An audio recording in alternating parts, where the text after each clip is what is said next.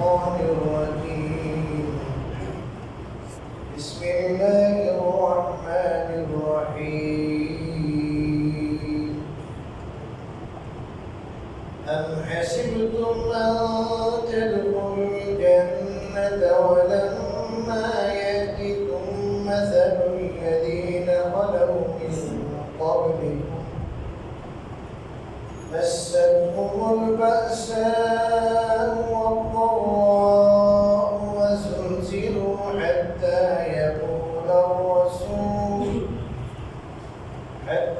يقول الرسول والذين آمنوا معه متى نصر الله ألا إن نصر الله قريب يسألونك ماذا ينفقون قل ما أنفقتم من خير فللوالدين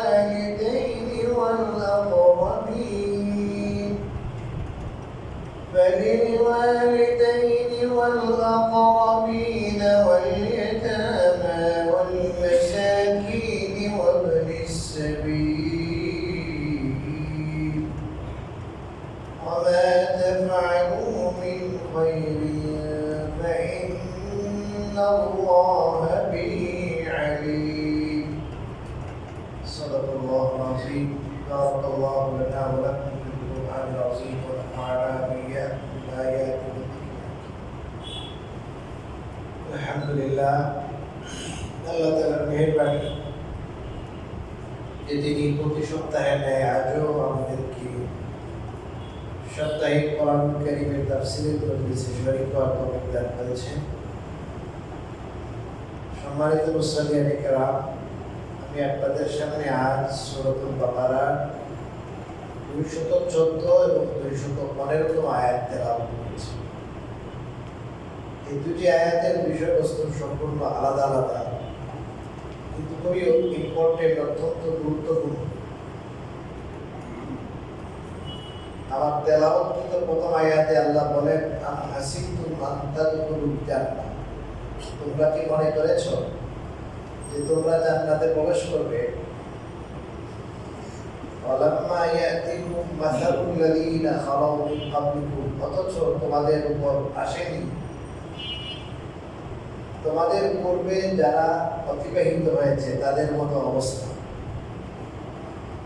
মাসাতহুমুল বাসাউ ওয়াদ-দাররা, তাদেরকে আক্রান্ত করেছে বিপদ ও কষ্ট। ওয়াজুলজিলু, এবং তারা শিহরিত হয়েছে। হাত্তা ইয়াকুলার রাসূলু ওয়াল্লাযীনা আমানু মা'আহু, এমনকি রাসূল এবং তার সাথে যারা ঈমান এনেছিল তারা পর্যন্ত বলতে বাধ্য হয়েছিল, মাতা নাসরুল্লাহ, আল্লাহর সাহায্য কবে আসবে?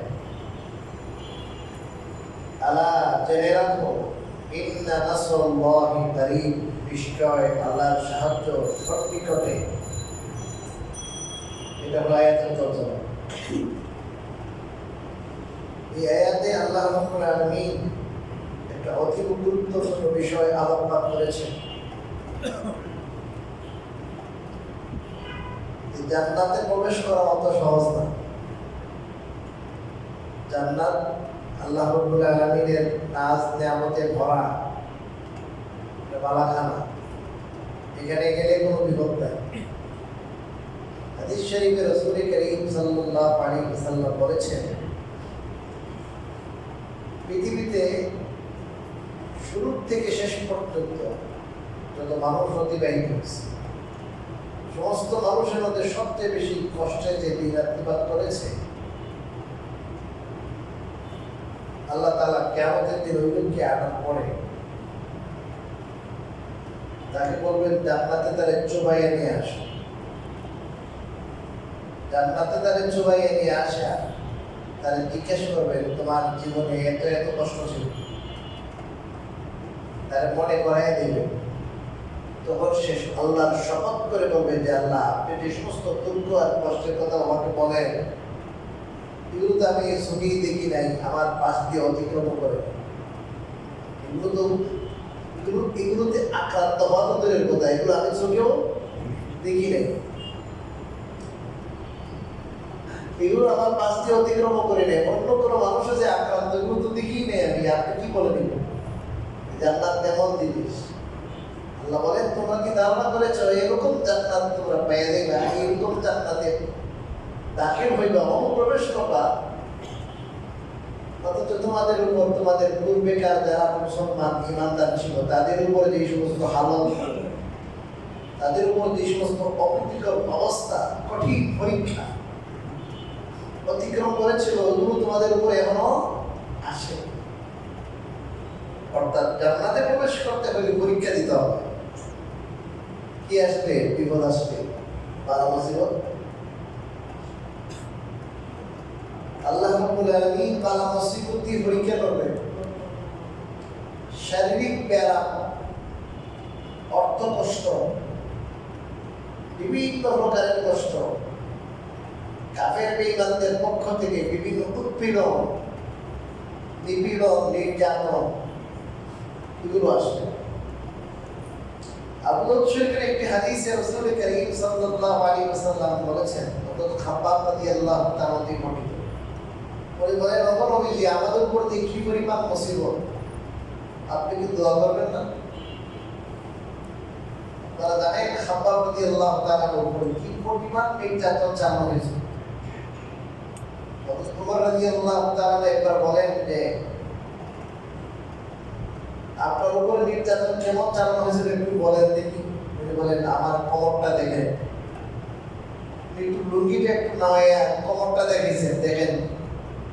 ওমর রাদিয়াল্লাহু তাআলা দেখেন তার কোমরের মধ্যে কোনো প্রকারের কোনো গুস্ত নাই, হাড় ছাড়া কিছু নাই। তখন বলেন হযরত ওমর রাদিয়াল্লাহু তাআলা, আমি জীবনে এমন কোনো কোমর দেখিনি। তিনি বলেন যে আমার শেখ দিত ইমান আনছি দেখা, এটা সব পুড়ে গেছে, চর্বি গইলা গইলা ওটার দ্বারা কি আগুন নিত, কয়লার উপরে রেখে দিত, শেক দিত, এরকম কষ্ট ইমানের কারণে, ইমান আনার কারণে। নির্যাতনের স্টিম রোলার যখন চালাতো, সাহাবায়ে কেরাম তাওহীদের উপর অটল এবং অবিচল ছিলেন। এক পর্যায়ে রাসূলের কাছে বললেন যে, ওগো নবীজি, এই অবস্থা থেকে উত্তরণের জন্য আপনি কি দোয়া করবেন না? তখন রাসূলুল্লাহ সাল্লাল্লাহু আলাইহি ওয়াসাল্লাম বলেছেন, তোমাদের কষ্ট হচ্ছে ঠিকই, তোমাদের উপর মুসিবত আসতেছে, কিন্তু তোমাদের আগেকার যে সমস্ত তাওহীদবাদী মানুষ ছিলেন তাদের উপর যে সমস্ত মুসিবত এসেছিল, ওগুলো এখনো তোমাদের উপর আসে। তাদের এক একজনের মাথায় করাত রেখে করাত দিয়ে একেবারে পা পর্যন্ত একবারে বিখণ্ডিত করে দেওয়া হয়েছিল। মা ইয়াসরিফুহুম আন যালিকা আন দীনিহি, এই করাত দিয়া যেরকম বড় গাছ চিড়ে, ওরকম মানুষকে চিড়ে ফেলছে আগাগোড়া। আর চিনতেছে, বলতেছে ইমান থেকে ফিরবি, ইমান থেকে ফিরবি না। তারা বিখণ্ডিত হয়ে গেছিল, ধীরে ধীরে তাদের শেষ করে দেওয়া হয়েছিল। এরপরও তারা ইমান ছাড়ে নাই, ইমান থেকে বিচ্ছুত হয় নাই। লোহার ধারালো আপনার চিরুনি দিয়া এদের মাথায় আশ্রানো হয়েছে, এদের শরীরে আশ্রানো হয়েছে, পুরো সমস্ত গুষ্ঠগুলো ধরলাইয়া ফেলাইছে, এমন কষ্ট দেওয়া হয়েছে। কিন্তু এরপর তারা ইমানের লুকি ছিল, অটল ছিল। রাসূলুল্লাহ সাল্লাল্লাহু আলাইহি ওয়াসাল্লাম সান্ত্বনা দিলেন, যেহেতু ইমান এনেছ, এই জন্য ইমানের কি দিতে হবে? পরীক্ষা দিতে হবে। তোমাদের উপরে যা আসতেছে এগুলো আগের তুলনায় কি হালকা হালকা। এই জন্য আরেক জায়গায় আল্লাহ বলেছেন যে, আপা হাসিবতুম আন তাদখুলুল জান্নাহ, তোমরা কি ধারণা করেছো যে জান্নাতে তোমরা প্রবেশ করবে? ইমানদাররা কি ধারণা করেছে যে তারা প্রবেশ করবে জান্নাতে? ওয়ালাম্মা ইয়াতিকুম মাসালুল লাযীনা খালাউ মিন ক্বাবলিকুম, যে তাদের পূর্বে যে সমস্ত উম্মত অতিবাহিত হয়েছিল এদের উপর যেমন মুসিবত আসছে এমন মুসিবত এখন আসে। আল্লাহ বলছেন ওহুম লা ইফতানুন, তাদেরকে পরীক্ষা করা হবে না। তারা কি মনে করেছে যে তারা জান্নাতে প্রবেশ করবে আর তাদেরকে পরীক্ষা করা হবে না? এবং তাদের মধ্যে সত্যবাদীকে আর মিথ্যাবাদীকে আল্লাহ তাআলা আলাদা করবেন না। ওয়ালা ইয়ালামুন্নাল্লাযীনা সাদাকু ওয়ালা ইয়ালামুন্নাল কাযিবিন। পরীক্ষার উদ্দেশ্য কি? যে কারা সত্যবাদী, কারা দিলে জানে আল্লাহর প্রতি ঈমান আছে, আর কারা কি সামাজিকভাবে ঈমান আছে, উপরে ঈমান আছে। এইগুলো কি তামিজ করা, আলাদা করা, সত্যবাদী আর মিথ্যাবাদী। ঈমানের দাবিতে কারা সত্যবাদী, ঈমানের দাবিতে কারা মিথ্যাবাদী, আল্লাহ তাআলা এটা কি করবেন? আলাদা করবেন। ওয়ালা ইয়ালামুন্নাল্লাযীনা সাদাকু, যে আল্লাহ অবশ্যই জেনে নেবেন যে কারা সত্যবাদী। ওয়ালা ইয়ালামুন্নাল কাযিবিন, আর আল্লাহ তাআলা এটাও জানবেন যে কারা মিথ্যাবাদী। এই জন্য ভাই অনেক সময় দেখবেন বড় বড় আল্লাহর ওলি অনেক বড় পরীক্ষা, শারীরিক পর্বে আর বড় কষ্ট আছে না? বড় বলি বড় বুজুর্গ হইলেই যে ওনার কষ্ট আসবে না, ওনার দুঃখ আসবে না, বিপদ আসবে না, এমন নয়। বরং হাদিসে আছে আশাদ্দুন নাসি বালাআন আল আম্বিয়া সুম্মাল আমসালু ফাল আমসাল। সবচেয়ে বেশি পরীক্ষার সম্মুখীন হন নবীগণ। এদের পরীক্ষা বেশি, এদের বিপদ বেশি। এরপরে তাদের থেকে যে একটু স্তর নিচে এরা, এরপরে তাদের নিচে যাদের স্তর তারা, স্টেপ বাই স্টেপ। যার দরজা, যার কর্তব্য যত বেশি, যার র্যাঙ্ক যত বেশি, ইমানের লেগে, দিনের লেগে, তার পরীক্ষা তত কি কঠিন পরীক্ষা। রাসূলুল্লাহ সাল্লাল্লাহু আলাইহি ওয়াসাল্লাম বলেছেন উযিতু ফিল্লাহ মা লা ইউযা আহাদ। আল্লাহর জন্য দ্বীনের পথে আমাকে এই পরিমাণ কষ্ট দেওয়া হয়েছে, যে পরিমাণ কষ্ট আর পৃথিবীতে কাউকে দেওয়া হয়নি। দ্বীনের জন্য সবচেয়ে বেশি কষ্ট করেছেন কে? আমাদের নবী সাল্লাল্লাহু আলাইহি ওয়াসাল্লাম। এই জন্য ঈমান আনলে ঈমানের কি দিতে হবে? কঠিন পরীক্ষা দিতে হবে। এই কঠিন পরীক্ষা আসলে পরে ঘাবড়াইতে নাই। এই হালত কি হয়ে যাবে, চলে যাবে, এটা পরিবর্তন হতেছে।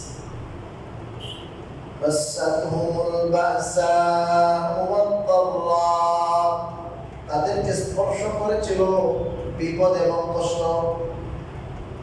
বিপদ এবং কষ্ট স্পর্শ করেছিল।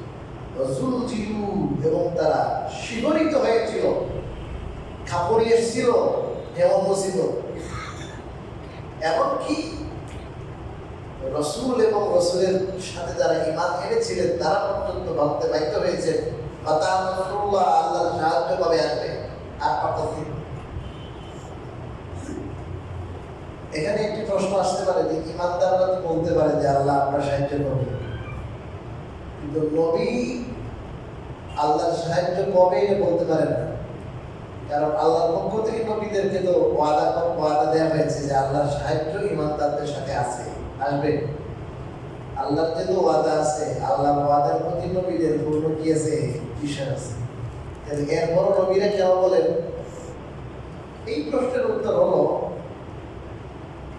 যে আল্লাহর প্রতি নবীদের বা ঈমানদার যারা খাঁটি ঈমানদার, আল্লাহর ওয়াদার প্রতি তাদের কোনো বিন্দু পরিমাণ সন্দেহ নাই।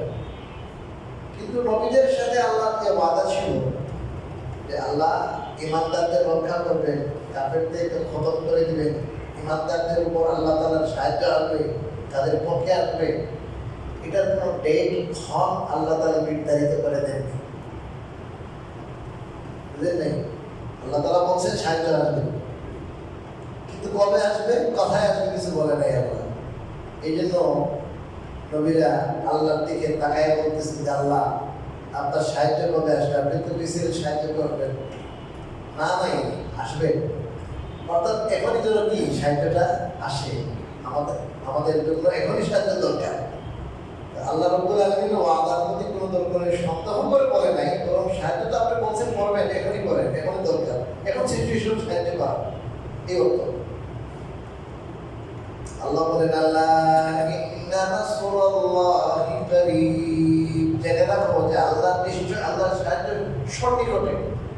তাফসীরে ইবনে কাসিরে একটা রিওয়ায়াত আছে, বর্ণনা আছে, আমার মুসলমান অনেক কষ্ট করে, বিপদ আপদে বিপতিত হয়, হইতে হইতে এমন অবস্থা হয় যে নৈরাশ্য এসে পড়ে যে আল্লাহ আপদ কি আর সাহায্য আসবে না মনে হয়। আল্লাহ বলেন যখন ওই নৈরাশ্য আসে তখনই আবার কি সাহায্যটা আসে, একবারে কাছেই যায়, সাহায্যের কাছেই যায়, তখন বলে আল্লাহ কবে সাহায্য আসবে, নিরাশ হয়ে যায়। আল্লাহ তাআলা হাসেন, কিরে তুই কি সাহায্যটা আসছে, বিচলিত হওয়ার কি আছে, এই তো সাহায্য এসে পড়ছে।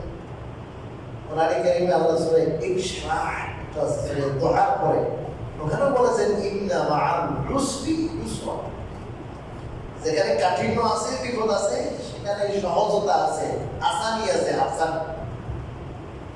বিভিন্ন রাত্রে অন্ধকার দেখলে মনে করবেন না যে চিরদিন ওই অন্ধকার থাকবে। অন্ধকারের পরে কি আসতেছে? রবি, সূর্য আসতেছে। অন্ধকার যত ঘনীভূত হবে এরপরে সূর্য আসবে। সূর্য ভয় পাওয়ার কিছু নেই। মক্কায় অনেক কিছু হয়েছে, কাহিনী হয়েছে 13 বছর। এরপরে এই বড় লিডারগুলোকে কারিবে অদরের সেই কূপে নিক্ষেপ করা হয়েছে। এই বড় বড় যেগুলো ছিল লিডার, সবগুলো লিডার পতন হয়েছে। বেশি দিন যায় নাই, শতমুখা হয়ে গেছে। ওদের যে কি মস্তানি ছিল সব শেষ। দেখা যায় কত মস্তানি, কত কিছু মস্তানি ঠিক থাকে না। একসময় আল্লাহ দিয়েছে সাহায্য। আমাদেরই অনেক গল্প, হুজুর এত জুলুম, এত নির্যাতন কবে শেষ হবে হুজুর? মনে হয় না যে জুলুম নির্যাতনের সব পালা শেষ হবে, বা আর কিছু না হবে, শেষ হবে, শেষ হবে। এটা শেষ আছে, কবে শেষ? সিচুয়েশন এমন নাই, সব দিকে তো ক্রুজ করে দিয়েছে। দেখছেন কি আল্লাহ কেমনি সাহায্য করছে? আল্লাহ করে। যখন এই নৈরাশ্য আসে, কেউ আশা করে না, তখনই আল্লাহ কি আসছে, কথা বুঝে না, ইশারায় কিন্তু তখনই আল্লাহ কি আসছে বলেন, সাহায্য আসছে কিনা? আল্লাহ তাআলার সাহায্য আসবে। আল্লাহ তাআলা এরপরে আল্লাহ, এখান থেকে আমাদের শিক্ষা কি? এখান থেকে আমাদের শিক্ষা হলো যে ইমানের প্রশ্নে আমরা কঠোর ভবিষ্যৎ, তথ্য বড় পরীক্ষা আসবে। টাকায় বিক্রি হবো না, অসুস্থ হয়ে গেছি, এখন মাল দিন,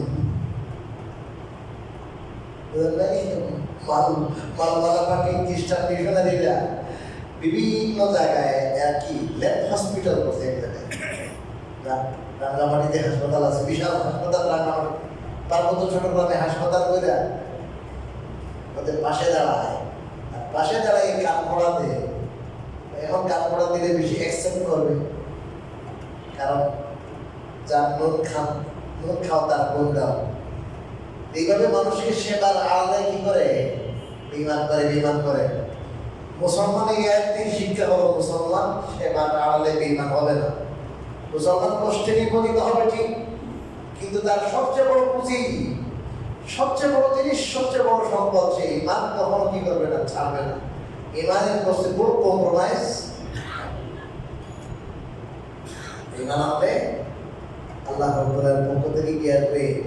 পরীক্ষা আসবে। বিচলিত হইতে নাই, আল্লাহর কাছে পরীক্ষা চাইতে নাই। হাদিসে আছে আল্লাহ কি দেন, কথা বলেন, পরীক্ষা দেন না, কিন্তু আল্লাহর তরফ থেকে সে যদি পরীক্ষা আইসা বলে, তখন বিচলিত হইতে নাই। আল্লাহর কাছে আফিয়ত, নিরাপত্তা চাইতে বলেছেন আল্লাহ রাসূল। কি চাইতে বলছেন? নিরাপত্তা। আল্লাহ এত বড় বিপদ ছিল, দিয়ে না, আল্লাহ নিরাপত্তা লাভ করেন। আর আল্লাহর তরফ থেকে যখন কোনো ধরনের বিপদ আপদ আইসা পড়ে, তখন সেটাকে বাধা পেতে দেওয়া, যে আল্লাহ আমাকে নিরাপত্তা দান করেন, আমাকে রেহাই দান করেন। তবে এই সময় আল্লাহ রাব্বুল আলামিনের উপর নারাজ না হওয়া, দিন থেকে, ইমান থেকে, ইসলাম থেকে, ইসলামী আকীদা থেকে বিচ্যুত না হওয়া।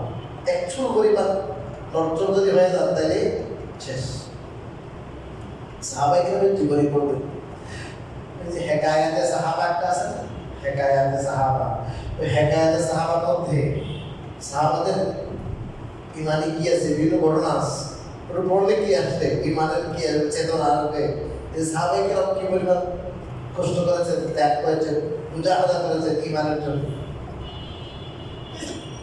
এরপর আল্লাহ বলেন ইয়াসআলুনাকা মাযা ইউনফিকুন, হে নবীজি আপনার কাছে তারা জিজ্ঞেস করে যে তারা কি খরচ করবে, কোথায় খরচ করবে।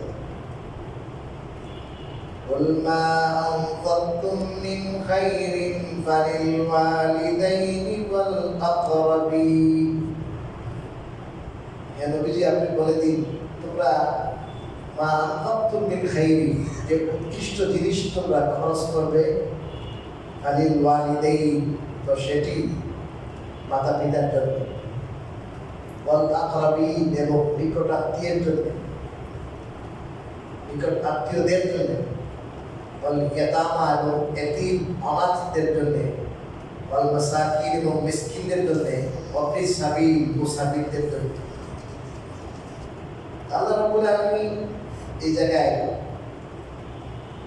খরচ করার কিছু খাত বলছে। মুফাসসিরিনে কেরাম বলেছেন এই খাতগুলো হলো ইখতিয়ারি, এগুলো হলো ঐচ্ছিক দানের খাত। ঐচ্ছিক দান, যে আপনি দান করবেন, আল্লাহ রাব্বুল আলামিনের হুকুম দান করো। ওমিম্মা রাযাকনাহুম ইউনফিকুন, মুত্তাকিদের একটা বড় বৈশিষ্ট্য হলো আল্লাহ যা তাদের দিয়েছেন সেখান থেকে তারা খরচ করে। একটা খরচ তো অবশ্যই খরচ করতেই হবে, সেটা যাকাত, সেটা দিতে হবে। আর এছাড়াও আপনার মালের মধ্যে কি আছে, আরো কিছু অধিকার আছে, খরচ করবেন। আল্লাহ বলেন যে খরচ করার সবচেয়ে উত্তম জায়গা, প্রথম জায়গা হলো ওয়ালিদাইন, মাতা পিতা। আমি আগেই বলেছি যে যাকাত না, যাকাতের খাত আল্লাহ বিভিন্ন জায়গায় বলেছেন, 7টি খাত আলাদা বলেছেন, এখানে ওই যাকাতের খাত বলা হচ্ছে, ঐচ্ছিক দানের খাত। ইন্না ফিল মালি লাহাক্কান সিওয়া যাকাত, যাকাত ছাড়াও মালের মধ্যে আরো হক আছে, আরো কিছু কি আছে, হক পাওনাদার আছে। এখানে এই পাওনাদারদের কথা বলেছে। আপনার মালের মধ্যে কে পায়? মা বাবা। 1 নম্বরে অনেকে আছেন বিয়ে শাদী করে টাকা এসে করছেন, স্ত্রী নিয়ে থাকেন, মা বাবা কিছু করবে, আছে না ভাই? বাড়িতে থাকলেও এখন বিয়ে শাদী করার পরে যেন এমন ভিন্ন রকম হয়ে যায়। এই জন্য মা বাবার জন্য খরচ করতে হবে। আপনার পয়সার 1 নম্বর দাবিদার তারা। হাদিসে আছে আনতা ওয়া মানকা লিআবিকা, লম্বা কাহিনী আছে। এই হাদিসের একটা কাহিনী আছে বড় সমানে। ফয়সালা দিয়ে রাসূল বলেন, তুমি এবং তোমার মাল তোমার বাবা, তুমিও তোমার বাবা, তোমার মালও তোমার বাবা। অনেকে আছে এখন মনে করেন, চিন্তা করে এখন বাবাটার লাগলো না, আপনি তো ওর একটু ব্যাক করেন। আপনার স্কুলের লাইফ, মাদ্রাসার লাইফ, আপনি কিরকম আপনি বাবা আপনার জন্য খরচ করছে, এই সব ভুলে গিয়ে ওই সময় বাবার অবস্থা ভালো ছিল না। আর গ্রামগঞ্জে বাজারে যাই কত কিছু বিক্রি করে পয়সা জোগাড় করে কষ্ট করে আপনাকে লেখাপড়া করেছে। আপনার 2 বেলা 3 বেলা 4 বেলা ভাত খাওয়াইতে, নাস্তা করাইতে তার নাম চলছে। কারণ আপনি এসিতে বসে বসে কি করেন, কলমের খুঁতা নেন, আর 40-50-60 হাজার টাকা আপনি বেতন পান, বাবারা কিছু দেন না, ঢাকায় বসে আছে। সবাই না, কিছু মানুষ এমন আছে বাবার খোঁজখবর রাখে। বাবার খোঁজখবর রাখতে হবে, পয়সা দিবেন। তারপরে ওয়াল আকরাবিন, নিকট আত্মীয়দের জন্য। কাদের জন্য বলেন? নিকট আত্মীয়দের জন্য। নিকট আত্মীয় কে? নিজের ভাই, বোন, ভাইয়ের ছেলে মেয়ে, বোনের ছেলে মেয়ে, ভাতিজা ভাতিজি, আপনা ভাগ্নি, খালা, নিকট আত্মীয়। এখন অনেকের নিকট আত্মীয়দের উপর খরচ করে না, মাইন্ড করবেন না। অনেকের ইচ্ছে থাকলেও অনেকের বিবি, অনেকের স্ত্রী দিতে দেয় না। এখন তো তোমারও 2-4টা বাচ্চা আছে, আর একটা আস্তে আস্তে। তুমি যদি আগের মতোই তোমার বোনের জন্য আর বাচ্চা বাচ্চার জন্য খরচ করো, যে তোমার এগুলো কি দেখবো, কথা তো ঠিক, বিবি সব কথা তো ঠিক হয়েছে, ঠিক হয়েছে। ব্যাংকে ডিপোজিট অ্যাকাউন্ট খুলে মাসে মাসে আমার কাছে টাকাটা দিবেন, আমি এটা টাকা ব্যাংকের ছেলের জন্য একটা, মেয়ের জন্য একটা অ্যাকাউন্ট খুলছি, এই অ্যাকাউন্টে রাখে। বোনের খবর নাই, বাংলারও খবর নাই, বাগদিরও খবর নাই, ভাই একটা মানুষের কাছে আপনার ধার করে ভিক্ষা করে বেড়ায়, ভাই বাতিজের খবর নাই। বোন দুটো বিয়ে দিছে যেন বিক্রি করে ফেলছে, এই কবে বিয়ে দিছে নাই, কি অবস্থা? আরে কইেন না, ভাই একটা আছে তো ঢাকায় থাকে, ভালো অবস্থায় আছে। আপনি ভালো অবস্থায় আছেন গ্রামে, আপনার পাশের ফ্ল্যাটে আছে, বোনের খবর নেন না, 5,000 10,000 টাকার দামে মাছ নিয়ে আসতেছে বছরের বাজার থেকে, এই পিস করে ফ্রিজে ভরে রাখে, নিজের আত্মীয় স্বজনদের খবর নাই। এই ধরনের বইয়ের কান পড়া নিবেন না, কান পড়া নিবেন। আল্লাহ রাসূল কি বলেন শোনেন, বুখারীর হাদিস, এটাই এক নম্বর সঠিক কথা। রাসূলুল্লাহ সাল্লাল্লাহু আলাইহি ওয়াসাল্লাম বলেছেন, মান সাররাহু আন ইউবসাতা লাহু ফি রিজকিহি ওয়া ইউনসা লাহু ফি আসারিহি ফালইয়াসিল দাহিরাহু। সাল্লাল্লাহু আলাইহি ওয়াসাল্লাম বলেন, তোমাদের মধ্যে যদি কেউ এই কথা ভালোবাসে, কোন কথা, যে তার রিজিক যেন আল্লাহ প্রশস্ত করে দেয়। 2 নম্বর হলো তার হায়াতে আল্লাহ বরকত দান করে। কয়টা জিনিস আপনারা এটা পছন্দ করেন? কে চায় না? সবাই চায় শারীরিক সুস্থতা, হায়াতে যেন আল্লাহ কি দান করে, বরকত দান করে। আর কি রিজিকে বরকত দান করেন, আল্লাহ রিজিক প্রশস্ত করে দেয়। কে না চায়? সবাই তো চায় রিজিক প্রশস্ত হওয়া, সবাই তো নিজের হায়াতের মধ্যে কি চায়, বরকত চান কি না? এই 2 জিনিস যদি কেউ পছন্দ করে, রাসূলুল্লাহ সাল্লাল্লাহু আলাইহি ওয়াসাল্লাম টিপস বলে দিচ্ছেন, আল-ইয়াসিল রাহিমাহু, তাহলে তার জন্য উচিত সে যেন তার আত্মীয়দের সাথে, তাদের সাথে সম্পর্ক রক্ষা করে চলে, তাদের জন্য পয়সা খরচ করে, তাদের দেখাশোনা করে। তাদের দেখাশোনা করতে আপনার শারীরিক কায়িক পরিশ্রম আছে। কায়িক পরিশ্রম হলে বাহ্যিকভাবে মনে হয় যে আপনার কি হবে, ক্ষয় হবে। আল্লাহ রাসূল বলেন না, এই কায়িক পরিশ্রম করছো, আল্লাহ তাআলা তোমার দেহ শক্তি, তোমার দেহ বল আল্লাহ তাআলা কি দিবেন, বাড়াই দিবেন। হায়াতে আল্লাহ কি দিবেন, বরকত দিবেন। আর তাদের জন্য তুমি সময়ের সাথে সাথে তুমি কি ব্যয় করেছো, পয়সা ব্যয় করেছো। পয়সা ব্যয় করলে পয়সা কমছে ঠিকই, কিন্তু অন্যদিক থেকে আল্লাহ তাআলা এটাকে কি করে দিবেন, ভরে দিবেন। আরো আল্লাহ তাআলা আরো ডবল করে দিবেন, বরকত দিয়ে দিবেন। কথা কি বুঝলেন না? যদিও দেখা যায় যে কি হইতেছে, কায়িক পরিশ্রম হইতেছে, শারীরিক পরিশ্রম হইতেছে। যদিও দেখা যাচ্ছে যদি আপনি তার জন্য মাসে 2-4 হাজার টাকা ব্যয় করেন, আপনার কমতেছে।